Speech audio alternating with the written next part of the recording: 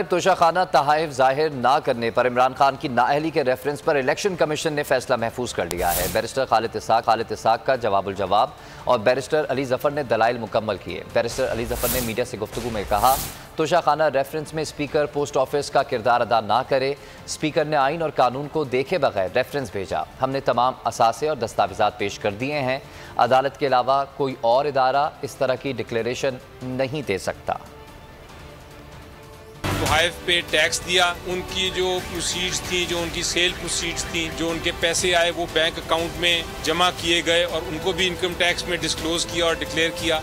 Return file किए, जो statement file की इलेक्शन कमीशन ऑफ पाकिस्तान में, उसमें भी दिखाया कि ये असासे खरीदे गए और ख़रीदने के बाद उनको जब बेचा गया तो उनके जो पैसे थे वो किस अकाउंट में आए, उस अकाउंट का भी जिक्र किया गया। इतना बेबुनियाद केस है कि ये सिर्फ और सिर्फ सियासी मकासद के लिए और सियासी इंतकाम के लिए ये केस बनाया गया है। सादिक और अमीन ना रहने के बारे में इलेक्शन कमीशन ऑफ पाकिस्तान के सामने हमने बेतहाशा सुप्रीम कोर्ट ऑफ पाकिस्तान की जजमेंट्स पेश की, फैसले पेश किए, जिन फैसलों में ये लिखा हुआ है कि ये फैसला अदालत कर सकती है, ये फैसला इलेक्शन कमीशन ऑफ पाकिस्तान के इख्तियार में नहीं है। इसलिए स्पीकर साहब का ये कहना कि ये आर्टिकल 262(1)(f) के खिलाफ वर्जी हुई है, ये भी बिल्कुल बेबुनियाद है।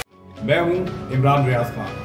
अब आप मुझे देख पाएंगे सिर्फ बोल न्यूज़ पर। इमरान रियाज खान साहब जो हैं वो बोल फैमिली का हिस्सा बन गए हैं। बड़े अरसे बाद किसी चैनल ने हौसला किया है, तो मुझे ऐसा लगता था कि हमें बोलने की इजाजत नहीं मिलेगी, लेकिन बोल ने डिसाइड किया कि बोलने की इजाजत वो लेकर देंगे। मुझे बोल की एक चीज बहुत अच्छी लगी कि बोल ने कैटेगोरिकली कहा कि जो करना है करो, हमने अपना कोई बंदा नहीं निकालना।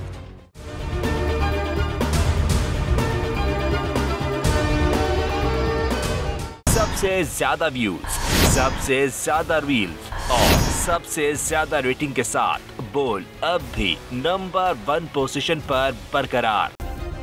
सब्सक्राइब करें और बेल दबाएं ताकि कोई खबर रह न जाए।